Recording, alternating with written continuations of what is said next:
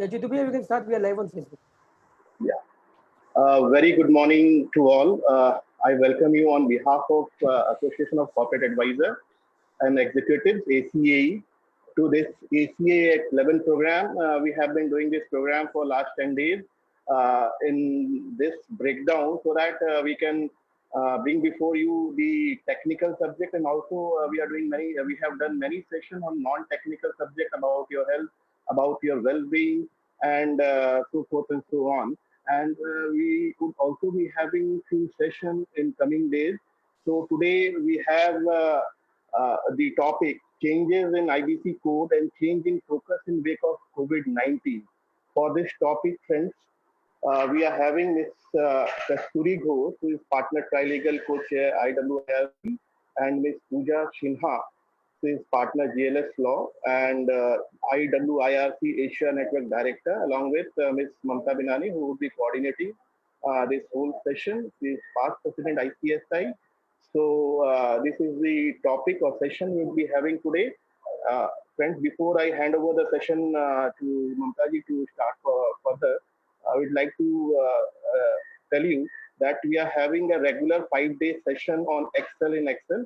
So 2 sessions has already been conducted. So there are still 2 more sessions. So 4 more sessions. 4 more sessions. 4 more sessions. And friends, if you have not registered, please join or register through the link which is given at the bottom of this slide. It's traineecc.acaexcel.com. And about the previous session, we'll be posting the session in our YouTube and Facebook channel, so you can also catch up our previous session. And tomorrow we are having 10th April, that is Ancient Ayurveda Key to Disease-Free Life, and this session will be taken by Piyush Kumar Dwivedi. Dwivedi, he is a renowned Ayurvedic physician in this part of India. He would be taking about how do we rather go back to our ancient Ayurveda to make ourselves more immune and live a holistic healing life. And then on Monday we are having, that is 13th April. The topic of the session is Brace for Professional Challenges Post-COVID. Friends, as we all know that the profession going forward would change drastically, and let us see that how do we prepare ourselves and what all could change and how do we approach our professional practice post-COVID and post-Corona. And yes, definitely we'll be having the session on Saturday and Sunday, and on Tuesday also. So we'll be announcing the topic as and when within a short span of time to your WhatsApp and to other emails. So friends, with this, please do join us daily at 11. We have a single joining ID through Zoom, and this session is being streamed live on Facebook, and the video of the entire session would be also available post this live session on YouTube also, so you can watch there also. With this, I would like to hand over the proceedings to Mamta Binani so that we can start the session for today. And just one thing, any question you can post on your chat box even during the session, and we will try to take the questions as and when our speaker complete the session. So over to you, Mamtaji. You may kindly introduce the speaker, and let us begin with the session. Thank you. Thank you so much. I must at the outset say and congratulate and shower all my accolades to ACAE, and especially the dynamic convener, or the chairman as we call it, or the president of ACAE rather, who is Mr. Jitendra Lohia, whom we just heard talking just about a while back. I think this coronavirus, as people say, that it's high time that we actually sharpen our saw. Probably this is, I don't know, it couldn't be called a blessing in disguise at all. It cannot be termed that way. But I think ACAE has been running with the coronavirus. It's running the marathon. If he says 10 days of continuous work and practice sessions and education sessions, he's running a series actually. And we always look forward to the clock ticking 11 so that we can join this journey of learning. Thanks to ACAE for really organizing this. and very kind of you, Mr. Loya, to have agreed to co-host this session along with IWIRC. I must say that the chartered accountants and the company secretaries or the cost accountants somehow feel that WIRC means probably the Western India Regional Council. But here, let me tell you, IWIRC is actually an acronym which stands for International Women's Insolvency and Restructuring Confederation. So yes, I know that W stands for women, and women includes men. We know that very well. And whenever there is the International Women's Day, we actually tend to really go back to our papers and sheets to realize that, oh yes, the women includes men. So even if IWIRC is standing out there for women, but let me tell you, the membership of this organization is open to men and women both, and even the attendees are coming from both the men and the women. This International Women's Insolvency and Restructuring Confederation is today spread over 45 countries, and we have 1,500 plus members. I wouldn't like to talk about it much because this is not the right forum, but just to tell you, we do continuous learning events, we write to the government, we share papers with the government, and we are also there as in the observer status with the UNCITRAL. If anyone is keen to know about it, you could please see the link which talks about this as an organization. Today we have Pooja Sinha. She, as the president has already introduced her, let me not talk much about her, but she has joined us straight from Singapore, and Singapore is also witnessing a lockdown. Yes, Pooja? Singapore is also witnessing a lockdown as India. India, we just hope that, we are out of this lockdown with flying colors. Will it be on 15th or will it be which day? That just stands to be seen by all of us. Our honorable prime minister is, I'm sure, with the whole country struggling with this, and we have to be with the leader in these tough times. Pooja is an experienced international, just about few lines because that sets the tone. She's an experienced international restructuring lawyer based in Singapore, and she's done her law degree at the National Law School of India University and her master's at the University of Oxford. She has been continuously working in few international law firms in London, Hong Kong, and Singapore, and she currently practices under the startup legal firm known as the GLS. Let me tell you guys, I know her for a pretty long time now. She's a very dynamic person. I'm sure when you listen to her, you will understand her in-depth knowledge in this field. After her, we'll be joined by Kosturi. She is the partner of Tri Legal and member of the governing board of the firm. And her primary areas of practice is corporate advisory and M&A. And she has been showered with a very high praise for being an intelligent, business-minded lawyer with exceptional negotiation skills and on-point experience. And friends, I am pretty known to you. So just to tell you, in IWIRC, I hold the vice chair position for IWIRC India, and that's how I'm quite intermingled with this organization.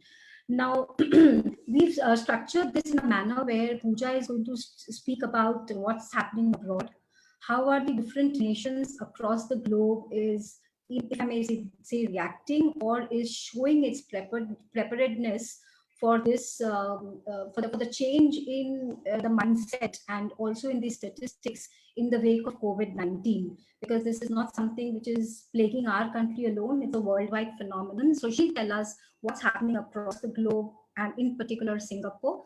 And Kosturi is going to talk about what's happening in this part of the world, that is in India. But before we just get into it, I'm sure we've heard the saying that as the world progresses, probably it will not see a fight over borders, and it will gradually not see fight over the nuclear bombs. But a technology invasion would be one such big thing which is going to plague the world, over which probably fights will happen. And now, in our lifetime, we had never thought that we'll be seeing something like this in during our existence on this universe. And now that we also see a great hullabaloo going about in I'm sure you have seen about this medicine which is doing the rounds across the globe, which is known as hydroxychloroquine, which our country is the largest producer of this chemical, which is which is now being tested and could be used as a drug, which is being tested in the US for anti-COVID-19. People have started talking that will a war in the future will happen over this drug.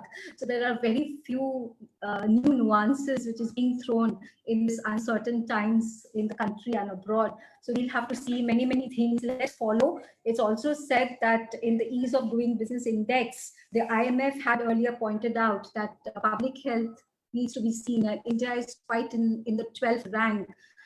In 12th difficult rank when the spending on public health is concerned. So I guess these are figures which are a little old, but it only throws open our eyes, and it also tells us that each one of us have to contribute to ourselves so that we can keep the nation healthy. Let's now get on to the subject, and may I request Pooja to open her deck, and could you please share your thoughts and also the factual happenings that is doing the rounds across the world, and especially in your part. Yeah, Hi, you could hi, begin. Hi. Yeah, hi there. Hello, everybody. Firstly, from Singapore. We're actually a bit behind the curve for a change in that we're on the 4th day of lockdown. I think everybody in India is actually a veteran by now.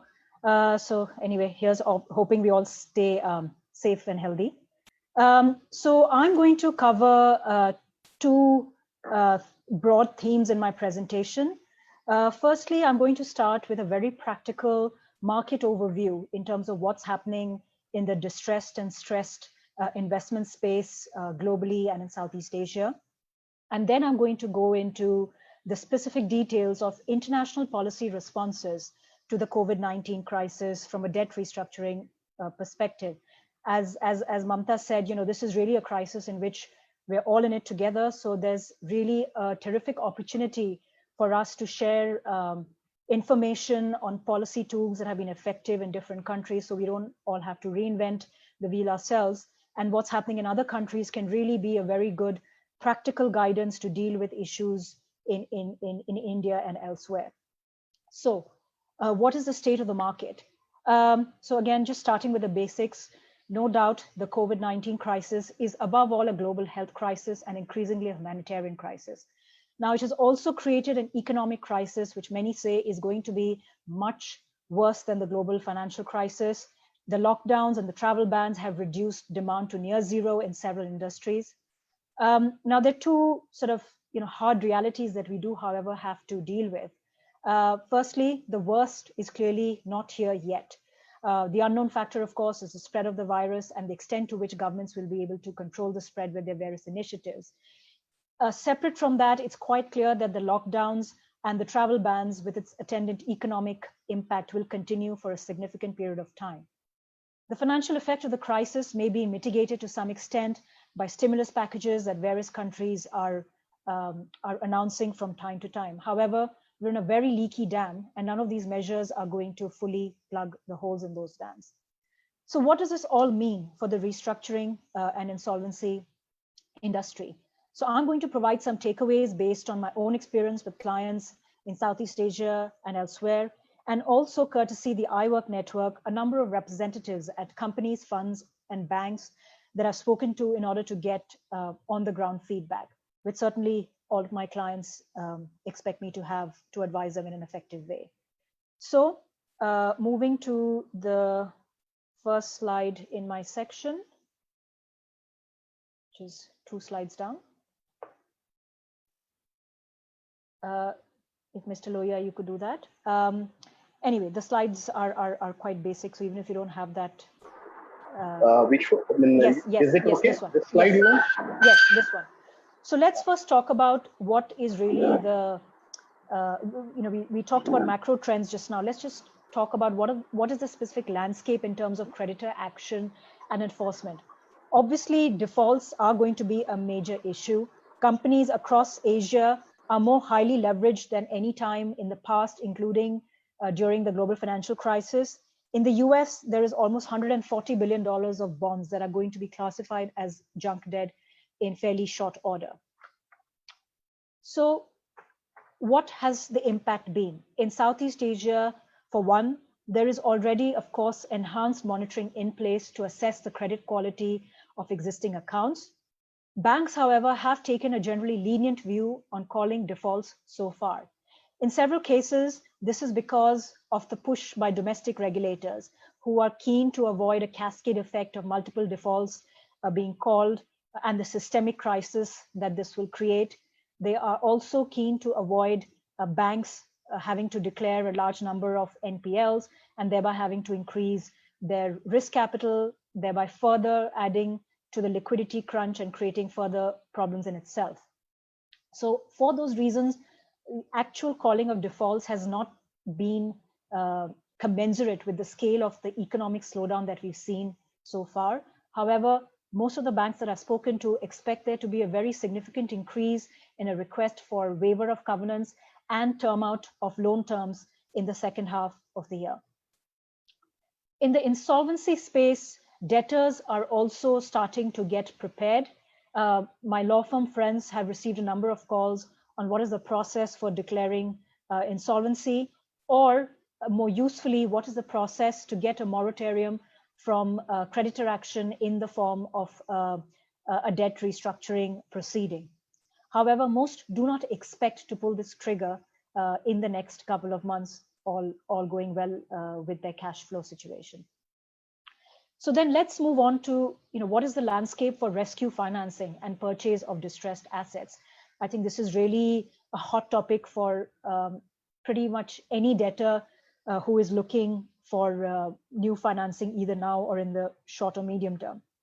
Now, the cash-rich strategic investors have been around for a while, and they'll continue to stay, and they'll obviously be able to leverage this unique opportunities to pick up quality companies and quality assets at a discount.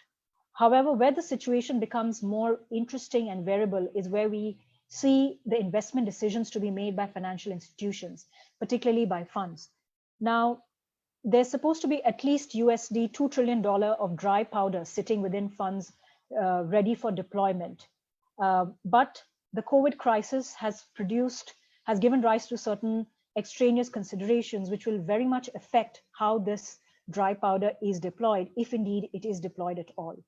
Firstly, this crisis is very different from the past crisis in that we are really all being hurt all at once across the globe. Funds have to be mindful of their own investor base as well, who may be facing liquidity crisis on their own and be pushing for exits and returns. Even in terms of the investment strategy of funds, be it stressed funds, new money funds, or distressed debt funds, there is a renewed focus on liquidity.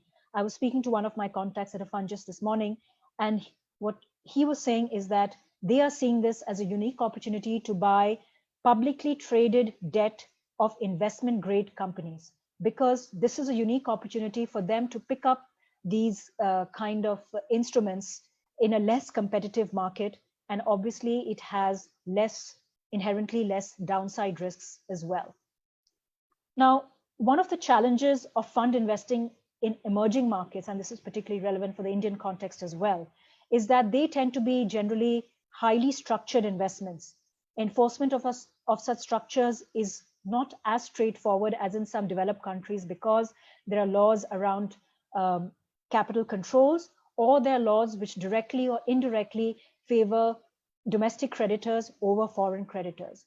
It is in this scenario that it becomes tougher for emerging market companies to get this kind of financing from funds, because they will now be competing even more closely with funds in developed markets, which don't carry these additional risks, and also with the preference for liquid and investment grade debt, which is an obvious result of the liquidity crunch.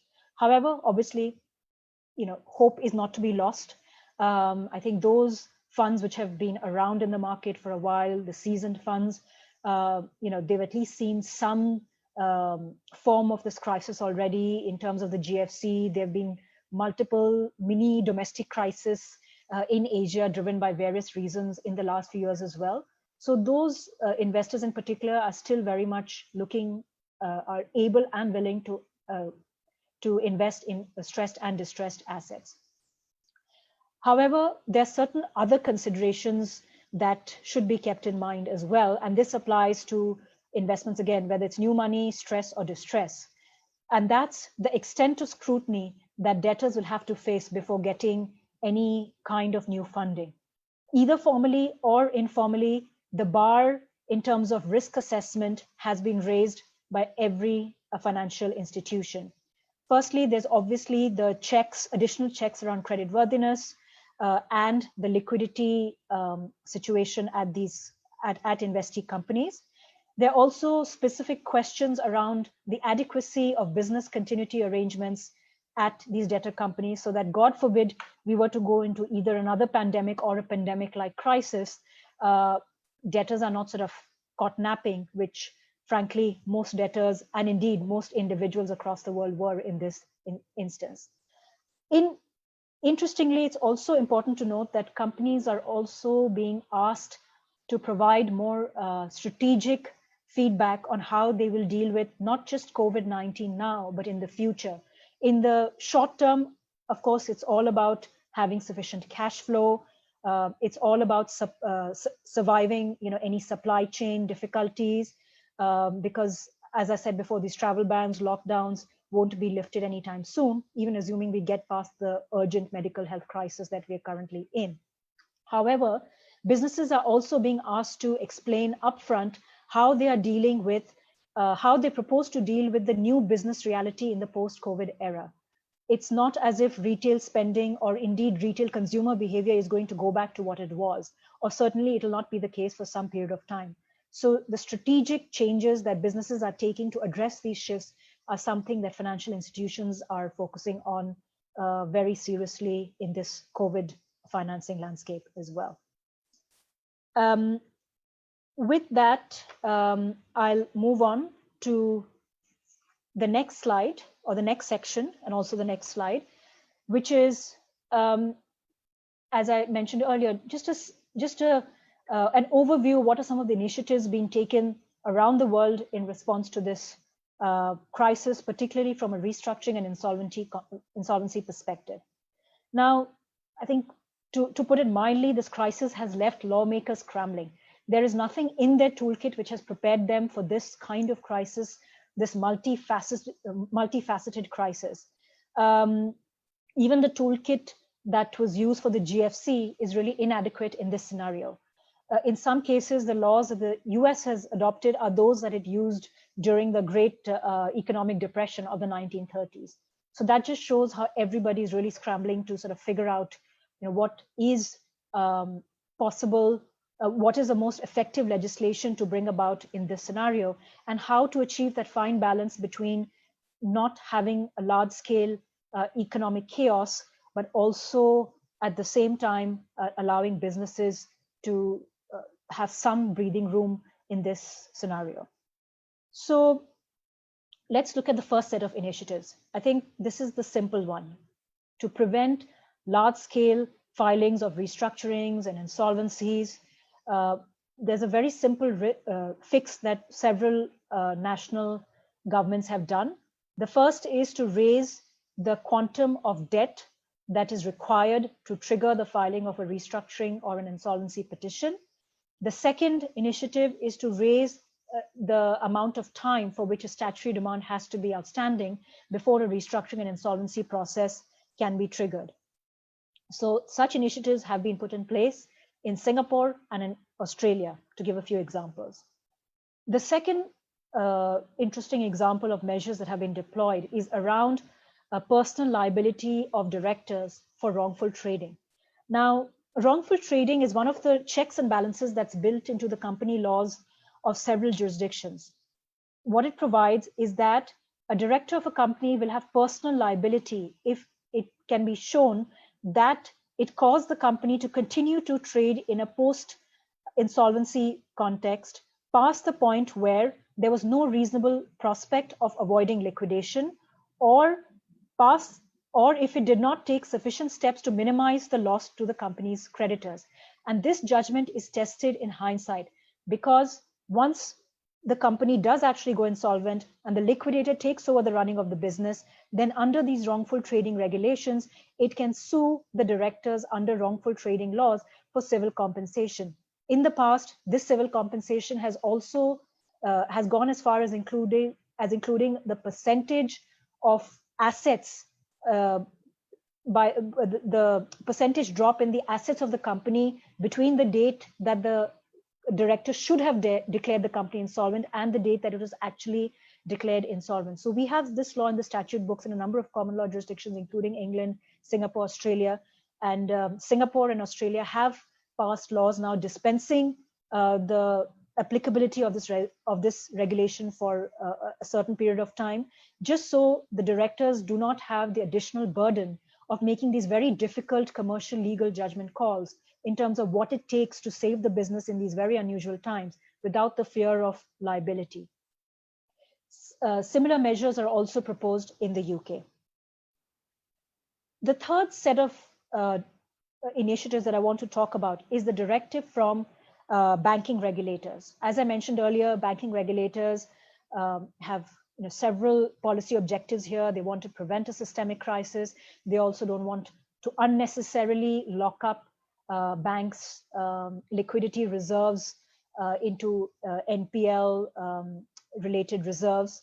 So there are a range of measures that different financial services regulators have taken.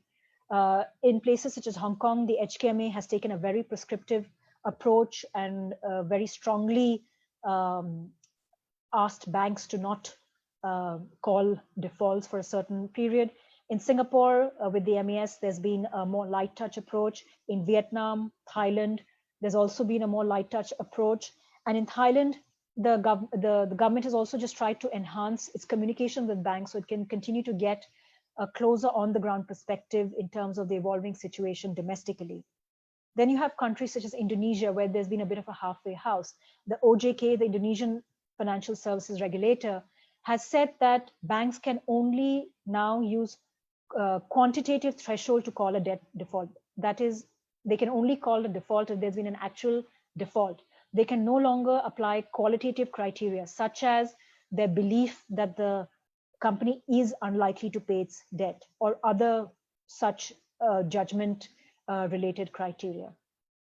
So again, national regulators have taken a range of approaches, and I think it will be very interesting to see how this all pans out in the future, because obviously with global banks in particular, they also have their global policies to comply with and shareholders globally to answer to as well. So how they're going to manage this sort of regulatory arbitrage in different jurisdictions is, I think, going to be a very interesting topic, and it's also going to affect corporates who have operations across the globe who might find that the same bank gives them different treatment in different jurisdictions. Moving on to the next set of measures. So I wanted to talk about measures which are specific to the conduct of restructuring and insolvency proceedings. To state the obvious, the lockdowns have obviously shut down or delayed court processes as we know it. Some countries have been very proactive in substituting physical court proceedings with online proceedings. It's no surprise that Singapore, with its digital push, is one of them. There are already very detailed regulations on categories of proceedings that can be held online and the rules for conduct of these proceedings. Obviously, this is not feasible in every jurisdiction, but certainly it can just smoothen the process, because even when this crisis is over, we will be otherwise in an untenable situation where we not only have ongoing cases, but a vast backlog of restructuring and insolvency cases to deal with. And that will just cause additional uncertainty for the industry as a whole. There's also the issue of delays to address upfront. Again, different countries have taken different approaches. In the US, there's no overarching law, as far as I know, delaying restructuring proceedings, but on an ad hoc basis, the US Bankruptcy Court, in the context of Chapter 11 proceedings, has, if asked by the debtor, issued what's effectively a pause button in relation to debt restructuring proceedings, provided much needed breathing room. Indonesia is another interesting example. The Supreme Court has passed a circular specifically allowing the courts to postpone proceedings. However, the criteria for postponement has not been clarified. And it's also not clear what will happen if you do need to get urgent relief from a restructuring and insolvency court from time to time. Say, for example, certain assets need to be sold urgently because the market for that asset is bottoming out, and a receiver wants to get permission to sell that asset. What's the circumstance in which it can approach the court, and what is the criteria that the court will apply to determine this case as opposed to the many other cases that might have the same request. So those, I think, are going to be the very real and practical issues that restructuring insolvency courts across the globe are going to have to deal with and address. Finally, it's also important to note that the need for a longer time period to conclude a restructuring and insolvency process is in fact going to be the need of the hour, particularly where new financing has to in fact be obtained. As I talked about earlier, there's certainly enhanced due diligence on assets. It's certainly a much smaller universe of funds that are even able and willing to invest. So all of that means that any rescue financing deal is going to take time. And so we will have to find a way to build that into the relevant court processes in each jurisdiction. Finally, I want to just end by talking about one particular aspect of regulation that has been introduced in Singapore, which is particularly unique. Now, Singapore has, as of Tuesday, passed a specific law granting temporary relief from certain categories of contractual obligations. So, for example, goods and services for events, goods and services for tourism, certain loans granted to SMEs, leases for commercial property, and construction contracts.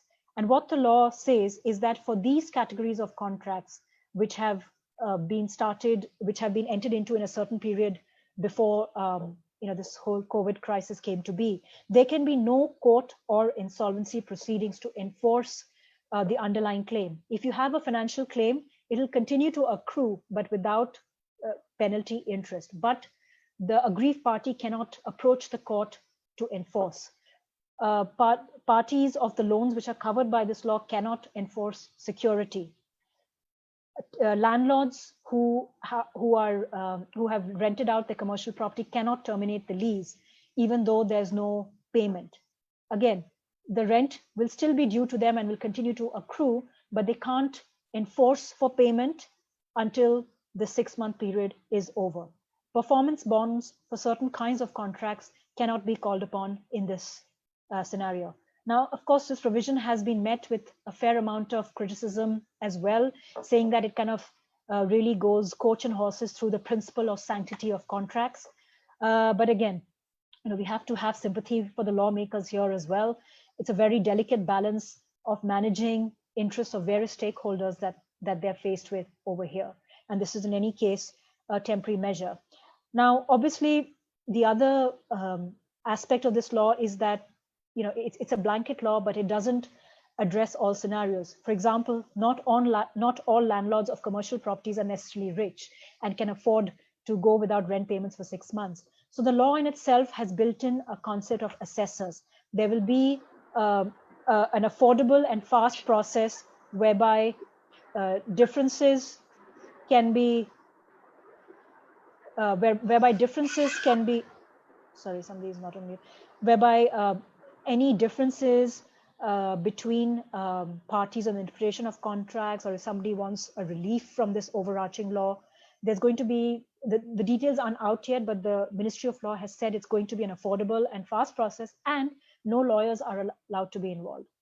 So again, this is very interesting initiative in Singapore, and it remains to be seen the extent to which other governments will go to as well.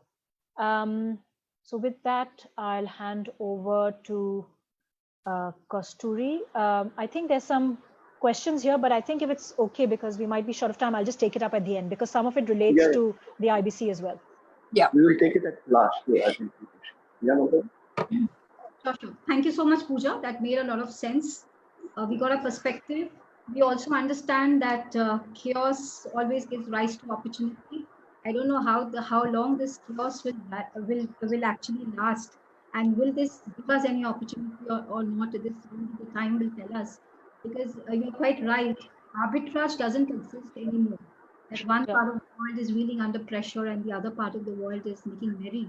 That kind of leverage we do not have, or arbitrage we do not have anymore. So we're all reeling under pressure. So we just need to wait and watch whether this actually gives rise to opportunities or not. But secondly, one thing is also plaguing our mind is, when do we see the bottom out really happening? Everybody is wondering that probably this is time up. Now things are going to get better. And probably the markets have bottomed out and now is the time I want to enter. People are not really sure that is this the right price, or whether it is going to see a great dip further. So people are just probably waiting with their legs on the shores to understand that what is the right time to make a dip in receipt. So I think we will probably, people are all having a very cautious approach. And let me tell you, if Singapore and the other part of the world is actually responding to the crisis, so is India. You'll be quite amazed to note that people in India have actually passed an ordinance for themselves. The government has passed an ordinance where the MPs have reduced their salary by 30% Right. for a period of one long year. So I think it's not only the system which is actually responding, it is people like even the MPs who are responding to this crisis. And so much so that as you probably also said that Mamta, we could also see a position where there would be those fund houses who are willing to come to the country and invest. Let me say that even the promoters may look at this as an opportunity to come back with a 12-way application. Maybe some of the banks would have rejected their application because the banks thought that we'll get some other person coming in to invest in the company. But since I'm also working as an RP, I'm seeing the people who had actually said before crisis had come that, hey, we are the resolution applicant. They are now actually backtracking. They are saying that we don't want to invest in the company because if a choice is given between A, B, C, D, then probably we'll just pick up the best and not pick up all of them, which was Right. earlier. People Yes. wanted just quick money and get out of the investment, but now people are thinking 5 times before making a choice. So Yeah. now the best choice. Yeah. So in the IBC space that we have today in India, we will actually see after this crisis that a lot of resolution applicants walking out from being a prospective resolution applicant. And Yeah. maybe some people who have already put in their resolution plan, I was talking to my colleagues, that people may ask for a revaluation. Hmm. No, though in IBC, after a point, you can't ask for a revaluation plan because already the valuation stuff probably would have done. But people may say that because of this pandemic and because of this long drawn process where all the machineries were shut down, I don't know whether this valuation that you're giving me stands right or not. Right. I think Right. No, certainly that's a very hot topic in absolutely. Southeast Asia as well, valuation. And I think you're very much agree. I think a natural process of self-selection will happen both between investors and investees. And I think certainly the view here is that, the bottom of the market isn't here yet. But I think at least both parties should, start the engagement process for assessment due diligence now anyway, because it's going to take us a couple of months in this scenario to close a deal. So we might as well get there, and then as and when this, so-called bottom is reached, then the actual deal can be struck. So true. So, we'll hear from Kosturi. Just to tell you, friends who's there as a participant, I think we may see a spate of 12-way applications. I strongly feel that coming back to the forefront. The banks have probably left with less choices and they would like to go with 12-way again. And I also feel that Section 29A could see, that's just my perception. I could be totally wrong, that the government may see at 29A a little lenient. Because as even Pooja mentioned, that in her country, they saw that personal liability of the directors getting relaxed to that extent, what she was mentioning. We may also see a spate where if the companies just as a matter of no takers, keeps on going for liquidation, the government may see a relaxation in 29A as a solution. We just have to wait and watch as to what happens to this 29A. It will be an interesting thing to look at. Let me request Kosturi now to take us through the domestic aspects of the changes happening in this space. And this space is no more an isolated space as we understand. It's actually impacting the whole economy. So over to you, Kosturi. Thanks, ma'am. Good morning to everyone, and thank you all for taking the time out to join us. I think we're in the midst of really quite a crisis that the world has never seen earlier. So I want to time stamp this because everything is changing so fast. We're looking potentially at the lockdown being extended. I think yesterday the PM has spent some time with the chief ministers, and it looks potentially like we will be extending the lockdown for some further. So bear in mind, what we are discussing now could be impacted in several ways, in the context of how we need to look at the IBC as well as various other measures that the RBI has put forth till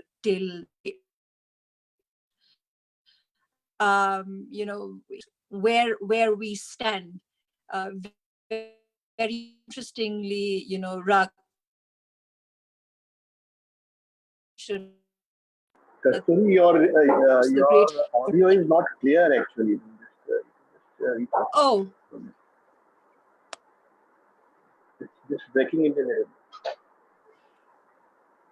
is it better now? Yeah. Oh, yeah, Okay. yeah. Okay. Sure. So as I was saying, I mean, we're of course in the midst of what has been seen as the greatest emergency since 1947, and born out of any kind of a crisis is great change.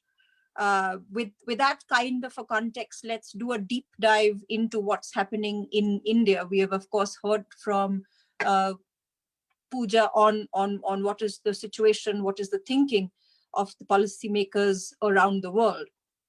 If you look at India as well, we have been quite quick to react on various fronts, and of course the RBI has tried to infuse liquidity within the markets as well.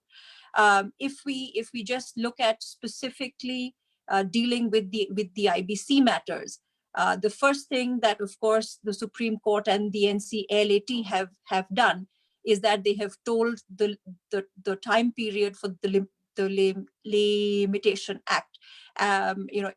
In both the forums vis-a-vis the Supreme Court, High Courts, and the district courts, as well as the NCLTs and the NCLATs. In this context, the NCLAT had, of course, said that they will not be functioning till the 31st of March. Now that kind of a time frame is over, but we would expect that there will be an extension of that order in short order. At this point in time, this is a very important change or rather step which both the Supreme Court and the NCLAT have taken, because as we know, the process in India is a time bound one, and there is very, very clear need to give guidance both to the professionals, the resolution applicants, and all concerned with regard to the limitation. If we look specifically at what the finance minister said on the 24th of March, she mentioned two very important points. I think one is the change in the threshold. She did mention that in the context of what was going on in the country, specifically for the MSMEs, the threshold of 1 lakh was being seen as too little. This has, of course, been raised to a crore. What is interesting to note is, while she mentioned the MSME aspect in her speech, the notification that came out afterwards doesn't actually speak about this being in the context of MSME alone. So it would appear that this is a change that is certainly going to be met across the board.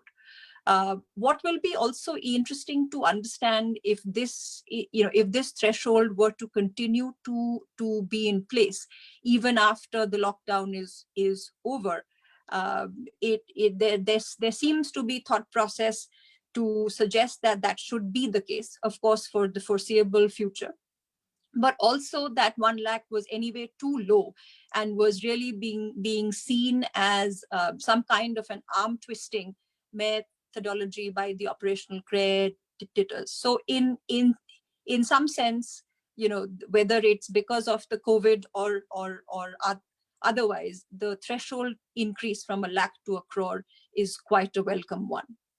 Now, in terms of other aspects in relation to the timelines, again, there have been various regulations which have come out. I think the main ones that we need to focus on are in relation to the CIRP.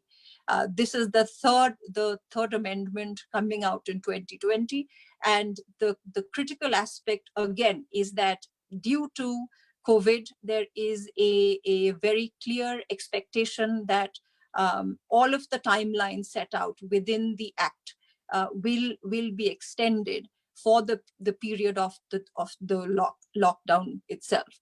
Now, this brings a curious point or a point of debate that I think we will need to think about in the context of what happens on the 14th. Now, if, for instance, the government looks at potentially opening up the economy in a staggered manner, which is one thought of mine. The question really comes down to what is the definition of a lockdown then? Because it's very clear right now, it depends purely on what is the national lockdown status of India. But of course, if it is staggered and more businesses are brought back to life, so to speak, then does that really change the way in which we need to interpret the word lockdown? It will be interesting to see how that plays out. And of course, I'm sure the IBBI and various other the bodies will be looking at this in a close fashion. The other thing that the finance minister said, and I think this is also very, very vital for us to understand, is a potential suspension of 7, 9, 10 sections of the IBC for a period of six months. This is, I think, going to be quite a critical assessment, because if the lockdown were to continue and financial situation in the country were to get worse with time, as has been the case with most of the countries that have been in an extended lockdown, then suspension of filing, I think, will be a very critical aspect of keeping the systemic risk in check. It'll be important to see whether it is 6 months or it is more, whether there is a nuance that is actually built into this in the context of AMSMEs versus the larger companies, or is it going to be more enforced from the banks, as opposed to necessarily putting in a blanket suspension in place. So these are the facts that we are grappling with right now. And as Pooja mentioned, it is always useful to understand what countries around the world are doing, especially the ones which have a regime, where we can understand how the impact has flowed through, and then look at how that would set in the Indian scenario. So that's what we typically have in place right now for the IBC. There are various other impacts, I think, which the RBI has tried to bring in. So if we could perhaps look at the next slide.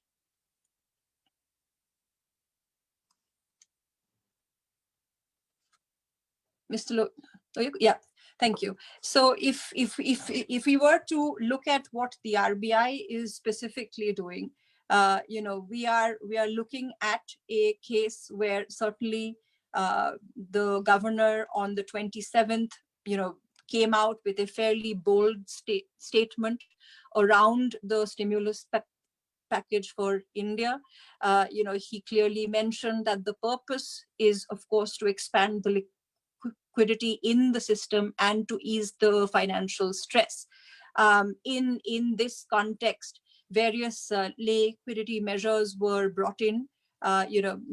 Maybe we don't need to spend a lot of time around that, but basically various aspects in relation to the CRR, the repo rate, and the AMSF, the marginal standing facility, which the banks need to maintain with the RBI. Now, to the extent that this has brought additional liquidity into the market, that's certainly very, very useful. But the question still remains: how is this going to be deployed? What will be the conditions which the banks will impose on the borrowers, specifically the stressed ones, in relation to being able to take more loan on their books? It's a precarious time, and it's quite a chicken and egg kind of a situation, because there is, where businesses are highly stressed, or even going into a bankruptcy, or even in one, their ability to borrow is certainly going to be much lower than, let's say, a corporate with a healthy set of accounts.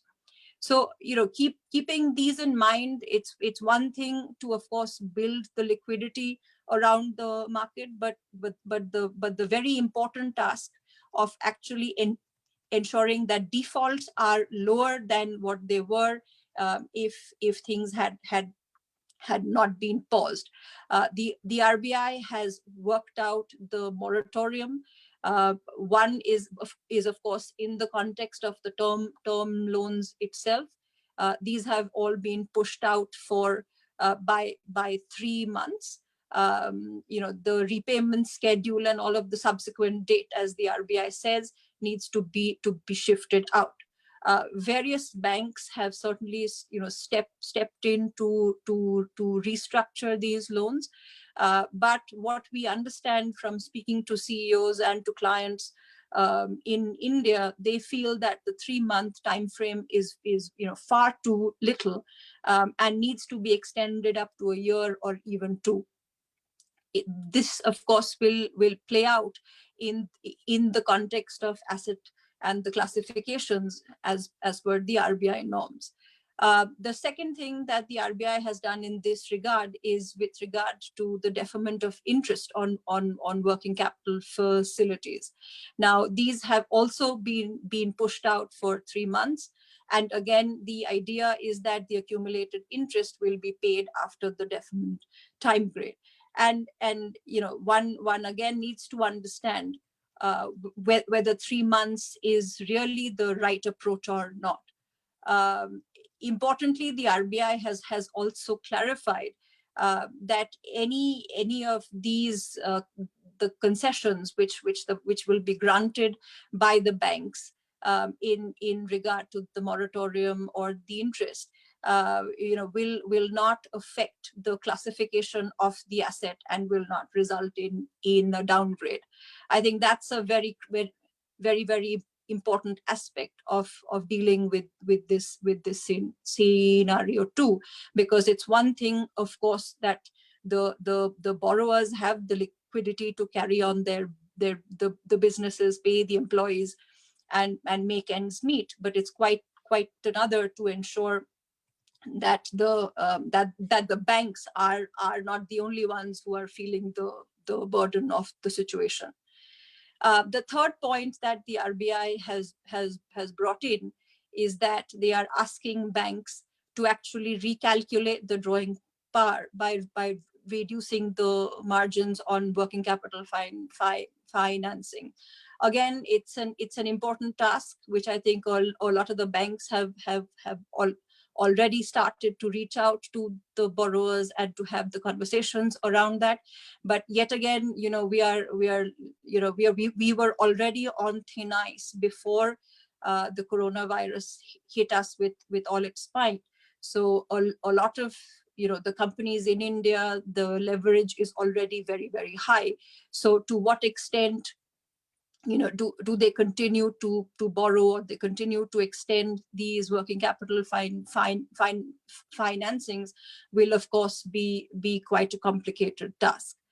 If one really needs to look at how the RBI has to go about it, I think there have to be more measures which have to be brought in, just like Pooja was talking about the Singapore model of not allowing any actions on defaults in rents and under contracts. I think India too will have to work out some specific points around that. If we look at the scenario for IBC itself, as Mamta was saying, the whole approach to resolution is probably going to change when we get out of this mess. The number of resolution applicants, bidders, all of these is likely to take a big hit. While of course many people do have dry powder, the number of the buying, the capacity to buy for a lot of the resolution applicants will certainly go down, and or will have to shift their focus to other businesses. It's highly possible that the valuations will have to be renegotiated to the end, that that some of the resolution applicants or the bidders have already put them in. It seems like there will be a big change, both in terms of the timeline to actually resolve, but also the manner and the valuation at which all of these are likely to happen. So with that, I'll stop, and perhaps we can look at what potentially are the areas of concern which the audience is facing, and have a debate around that. With that, over to you, Mamta. Thank you so much, Kosturi. I think you made quite a good presentation, in the sense that you covered all the points. Just let me tell you a few other things that we haven't touched as yet. That is, there were three very important changes that came on the 18th, the 21st, and then the 24th. And then, of course, we saw the 29th and 30th. Just let me tell you what happened on the 18th. So if you want to just remember these changes, it's 18 plus 321 plus 324. So just in a gap of three days, we saw three important changes coming in. On the 18th, we saw that the government came out with an order which said that this act, especially the part 3 of this whole act, will now be applicable to the state of Jammu and Kashmir. Now, if you see section 1, which always talks about the applicability of the act, let me just read it out. It's a very small section because it speaks about the extent and commencement of this act. Section 1 says that this code may be called the insolvency code. It extends to the whole of India. Then it goes on to say that provided that part 3 of this code shall not be applicable or shall not extend to the state of J&K. Now, that part 3 is actually talking about the insolvency resolution and bankruptcy for individuals and partnership firms. Now, this part 3 of the IBC has now been extended wide the government order on the 18th of March to the whole state of Jammu and Kashmir. So this is one important change that has happened. And on the 21st, we saw a notification by the GST that any, and hear me correctly, that any entity, which means a corporate debtor, if in CIRP, will be treated as a distinct person and will have to, and it has to actually, it uses the word shall, and it has to actually go in for a new registration under the GST. So if a company is under IBC and of course is manned by an IRP or the RP, will necessarily, because the word used that has been is shall, will have to necessarily take a new registration under the GST regime. The time frame that has been given from the date of this notification is 30 days. Okay. And whenever CIRP had already been in existence before this 21st day, then it says that from 21st, 30 days are being given to you to obtain that new registration. So I am sure we are just playing with the idea as to how to go about it, because offices are closed, the datas are all there locked up in the office. But if those data banks are available with you, we can actually take an online registration. We can still go ahead and take an online registration. And when the lockdown opens, we can actually submit the hard copies. At least that makes us compliant with the process that we initiated the process for taking the new registration. This, I think, will put to rest a lot of worries and a lot of issues that are being faced by companies while in CIRP. It's quite a welcome step, is what we understand. There are very many nitty-gritties about this. We can have a separate session on this if the president so wishes. And on 24th of March, we had this change with regard to section 24, as Kosturi and everybody is thinking that whether this 1 crore limit that has been fixed by the government is good, or is it too large and huge a limit. Let me tell you guys, we were actually, this was a demand from all of us, that 1 lakh is too small a limit. I think everybody of us in commonality was crying howl over this small threshold limit of 1 lakh. And now that when the government has actually made it 1 crore, we still feel that, oh, this is too high a limit. And probably, actually, it was done for the benefit of MSME, and probably MSME will be the worst hit due to this change in law. Why people say so? Because while the companies used to file an application NCLT mentioning that there's a default by the other side used to come running to that guy and say that, okay, I'm settling it down. Please don't take me to a position where the insolvency gets triggered. And when this was all happening, we used to probably say to ourselves that this settlement which is happening is in a way a resolution. So in words, it is a resolution, and therefore we were not putting those transactions under the category of recovery, which this code had no objective to do, but we were putting it in the bucket of resolution. So truly understanding, the government felt that small little companies which are not even able to pay 1 lakh or 2 lakh and is getting triggered due to insolvency are the right entities which can go for insolvency and find a really a rescue team which will pull them out of that resolution, which will put them out of that distress. There were not many takers. In fact, if I can say so, there were no takers for such class of companies which were going into insolvency, probably just for a default of 1 lakh, 2 lakh, 3 lakh, or for that matter, 5, 6, 7 lakhs. At this trying times, I think government probably took a very, very strong step, and probably in the right direction, that it actually made it 1 crore, because this is now going to see an actual resolution happening. The proper companies which is actually reeling under pressure will find, of course, rescue teams which will take them out of this whole mess. Probably this is the right time when this 1 crore has come. And I'm sure what Kosturi was mentioning, Mamtaji, can you take some questions from the yes, audience? I mean, I think Jitendra ji, there are some questions from yeah. the audience. Actually, So, this was the major question that was doing the rounds, that this yeah, 1 yeah, lakh yeah, 1 crore, and that's why I thought I'll yes, just yes, address it. yeah, yeah. And let me Then just, so there were 2-3 more questions which is doing the rounds. One is that will this period be excluded? Now, a very, very fanatic regulation change has happened, which is in the form of insertion of regulation 40C in the CIRP regulations on the 29th of March 2020 by the Insolvency and the Bankruptcy Board of India, where it said that this period will not be counted for the purpose. So it's in a kind of extension, okay, to the CIRP process. But let me tell you, Mr. Sahu had categorically said in one of the press trust meetings that, of course, it cannot be a physical meeting. So he said that the 330 days will remain constant. I mean, will remain sacrosanct, because 330 days is in the law. Nobody can actually change that.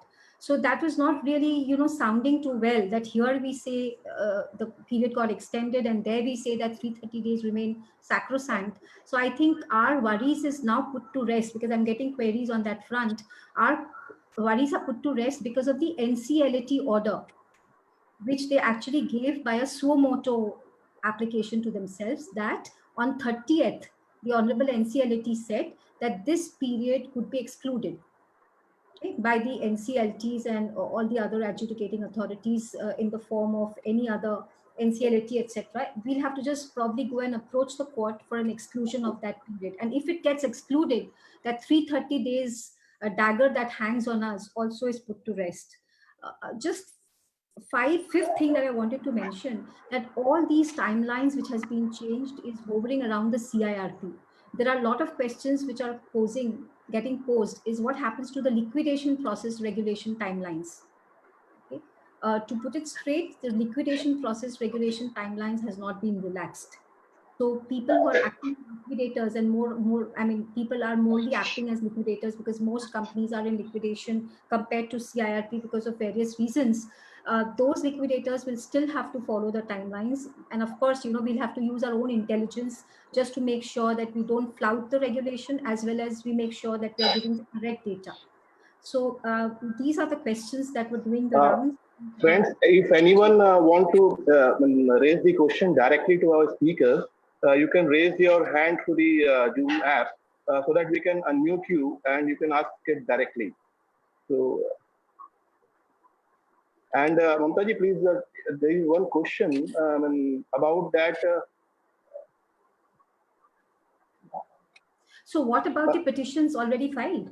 Already filed, yeah, that question. Right, I think right. we must address So that. Raviji, and to all the others, respectfully, I would like to just submit my view that during the changeover which happened with the home buyers, if you recollect, when the home buyers rule was changed, that 100 home buyers or 10% stuff, that was the time when we actually saw it in writing by the government that the pending applications will be given about a 30-day time period to reach to that mark that was set by the government, or else all those applications will be treated as withdrawn.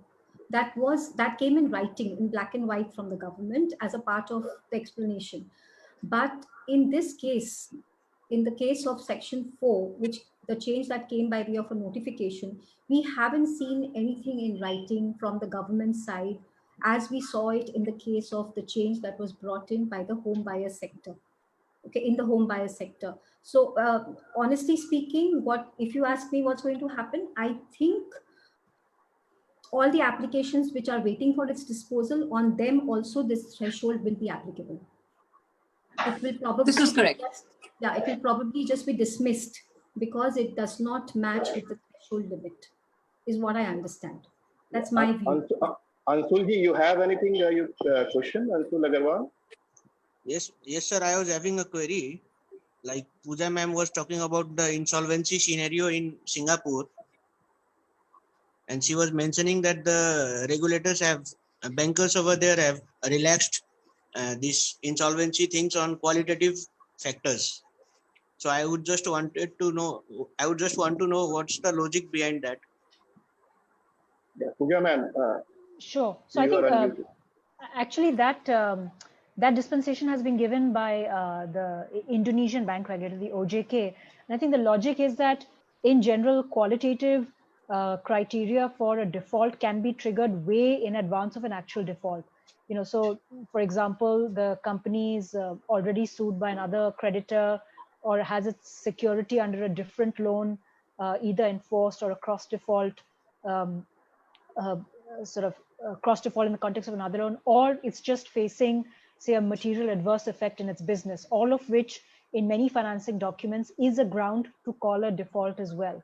So I think this is just a way to give companies a little bit more breathing room. So it's only when you've actually defaulted, say you figure out a way to manage the crisis of COVID-19 and paid your loan, you wouldn't be called a default just because it looks like you're going to call a default. Mr. Dhiren, you're unmuted. You have something to ask? I just want to ask one thing.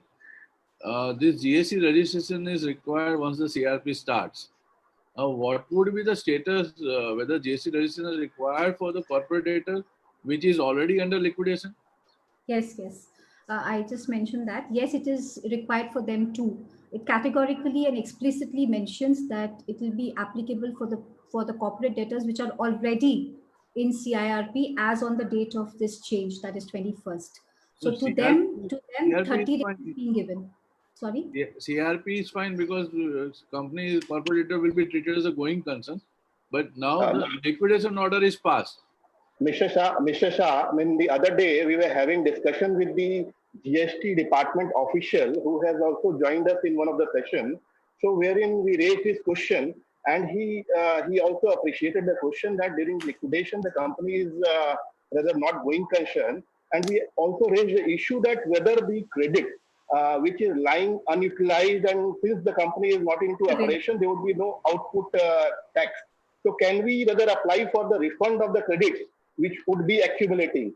So he appreciated, he was very senior official from GST department. So he appreciated the fact and he said that he will be taking this aspect before the higher up, so that either whether we are not required to pay the GST or that if GST or input tax credit accumulation is there, including the past credit, we can get the refund and the stakeholder can be refunded their dues. So Neeraj Kejriwal ji, please. I want to inform the participants that there is a very important judgment which has come out from the desk of the Honorable High Court of Judicature for Rajasthan at Jodhpur on the 7th of April, just one day back, which talks about Section 85 of the CGST Act, and it has put to rest all the issues. I'll just quickly tell you what the issue was in short, because we are running out of time, I guess. That this Ultratech, which had bought Binani Cement, Binani Cement was the one who was the petitioner in this matter. The Binani Cement, now known as Ultratech Nathdwara Cement Limited, actually filed a writ before the Honorable High Court mentioning that the GST department is still fighting over the past dues which were existent in the company when the company was not in CIRP. So before the CIRP period. Okay, and in spite of all the letters that was being written to the GST to have a clarity on it because of the CIRP and the IBC law, there was nothing that was being heard from the GST department, and hence this writ petition was filed by Ultratech, the new company, the Binani Cement, which has changed its name. The High Court has given a very, very lucid order. It's a must-read order, and in which it has said that no, GST department cannot do this because of Section 30, where specifically Section 30 of the IBC, where specifically the government has written that the resolution plan will be absolutely binding on all the stakeholders, including the central government, state government, etc., etc. And now that the GST and the income tax, etc., is actually in operational debt, the only rescue that these parties have is to file a claim with the insolvency resolution professional when the company is in CIRP. I think it's a very, very important order. Though we knew everything of this, what I'm saying, but coming from a judiciary in such clear terms is definitely a sight. You may like to see that order. Kamal and Jayanji, you have anything to say? Yeah. I have one question. This 1 crore limit is whether singly or jointly? So 1 crore limit, of course, if it is in the case of a financial creditor, okay, your answer question, no, it will actually be singly, because even if you see 1 lakh, it was Yes. singly. Yes, exactly. Right? Yeah. So in case of what I understand is, in case of financial creditor, I know it you will can be jointly. But in case of operational creditor, since there is no scope of joint petition, so it is always singly. So Each person goes. Yeah. So it is each. So it is each. I want to say one thing. Yeah. I want to say there should be default of 1 crore. Default of 1 crore. There is not mentioning that there is single default of 1 crore. There should be default of 1 crore plus. So as per me, in any case, if there is default of more than 1 crore in totality, it should be accepted. That's my view. I mean, I understand. I really and absolutely understand. Tell me something. What has changed? Just that 1 lakh has changed to 1 crore. Now, previously as a financial creditor, could you have filed 10,000? Agar mera default rupees 10,000 ka tha, so all the 10 people came together and said, now it is 1 lakh. As you said in the past, 1 lakh was a very small amount. So in that aspect, nobody has thought. But 1 crore is a bigger amount. So now there will be defaults of 25 lakh, 10 lakh, 15 lakh. So much time of default will be there. So this aspect may come up. Yeah, it may come up, but as of now, it's not there, is what I'm just trying to tell you, because no wording has changed. Nothing. It's only a change in amount. Just a change in the amount. So therefore, Section 5 has been amended, I think. Yeah, we are just juxtaposing the amount. We are doing nothing else. So we have to interpret that way. Yeah, there was one more question. Progress report. Yeah. Regarding now see you what will happen to the cases wherein which was reserved for order prior to this NCLT and NCLET lockdown, maybe for admission of the CRP under Section 7 and 9. So this 1 crore limit will that affect those cases? I mean, you see, we totally understand that the existing cases which has been filed before the NCLT and which is pending final admission, that is okay. I mean, this 1 crore limit will be applicable, or either there will be some more amendment to effect to that effect. But which has been kept reserved for order, and the order has not been pronounced till now. So what will happen to those cases? I mean, that has to be seen. Yeah, all of it probably will have the same fate. Unless the orders were there, I think that's my hunch that all of it will have the same fate. I think Sumit has also answered to that query where he also says that it will become infructuous. So probably for the first time, I think we share the same thought. Great. I mean, your thought always differs. I mean, we on this platform. So any more queries? I mean, people. I mean, I don't see any people, further people raising There's hands. one more query, and then President Sir, you could just take it to closure.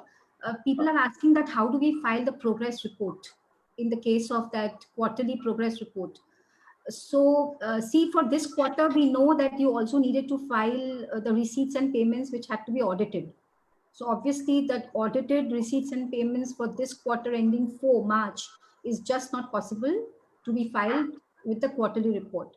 But if you ask me what I am doing for one of the cases that I'm handling, I'll prepare a scanty progress report and I will write the reasons of COVID-19 and I'll still do my compliance. I'll send that report by email. Now, I don't have my DSC at home, neither do I have a scanner machine. I'll prepare a Word doc or whatever the Excel files, I'll convert it into PDF. And while I do so, I have my signature, the scanned image of my signature, which I'll just try to paste on one of the top or the last pages.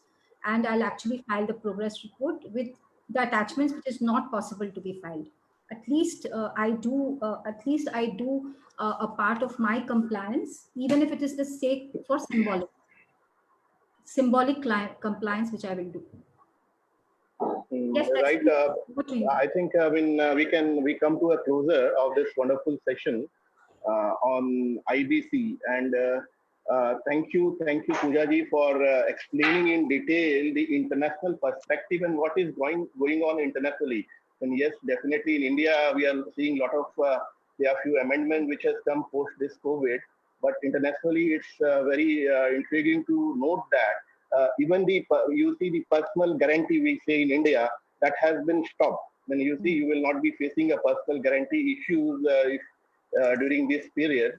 And then the quantum and timeline has been changed. And then, yeah, definitely everywhere lawmaker is crumbling, as you rightly said, that they have not apprehended this sort of situation at any point of time. So everyone is rather trying to do in their unique way that what the best can be done, so that you see further post this lockdown everywhere in the world, there should not be further pandemic due to economic crisis and more of the businesses going into this trap of insolvency. And definitely it will have a very ripple effect. Risk factor is also changing. And then, yes, there is one important aspect which Pooja ji said, and that is applicable worldwide, is that there would be a very fewer investor. You see, rich investor would be definitely going more rich. They will be getting the assets at a very lower price, and it will be very difficult to find an investor, even for a good asset. You see, most of the investor would like to stick to your own business rather to make it, you see, the time which has lost due to this pandemic, so that their existing business are rather kept in a good state. And this all were from Pooja ji, and then Kasturi ji has discussed about the Indian scenario of this COVID. And yes, definitely we are looking forward for the suspension of Section 7, 9, and 10.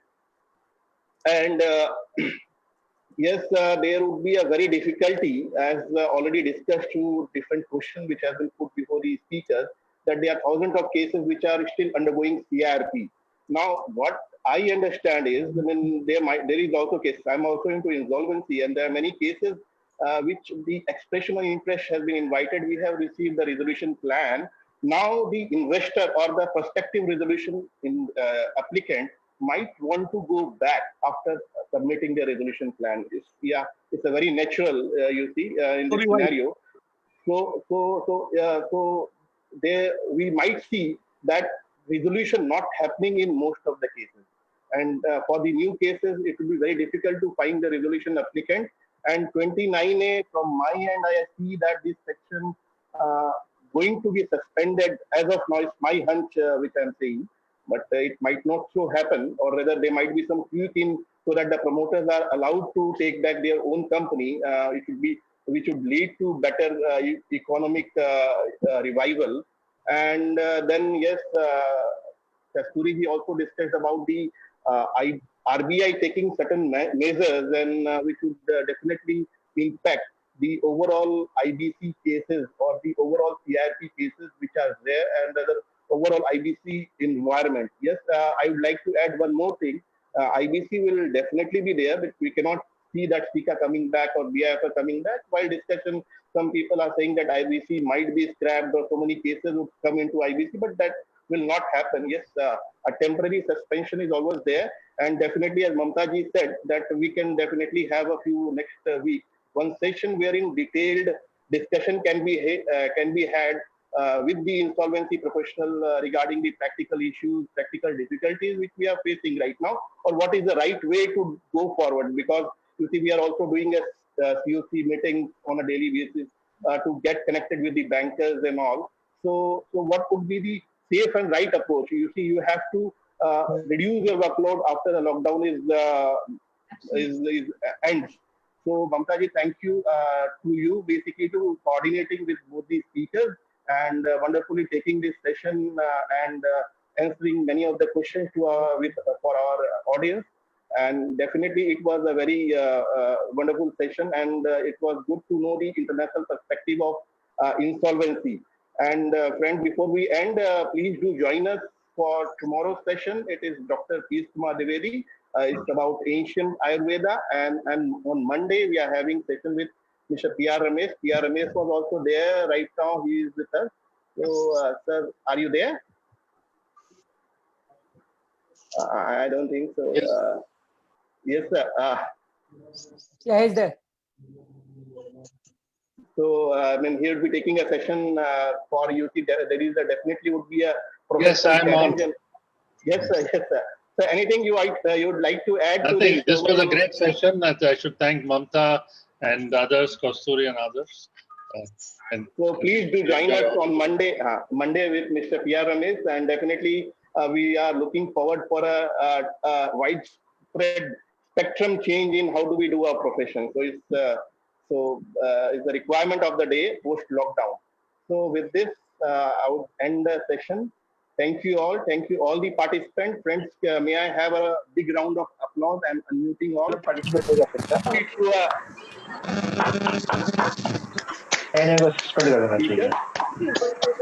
एक चीज देखिए, इस session को attend करने से एक चीज समझ में आया, तो लोग कितना फास्ट है।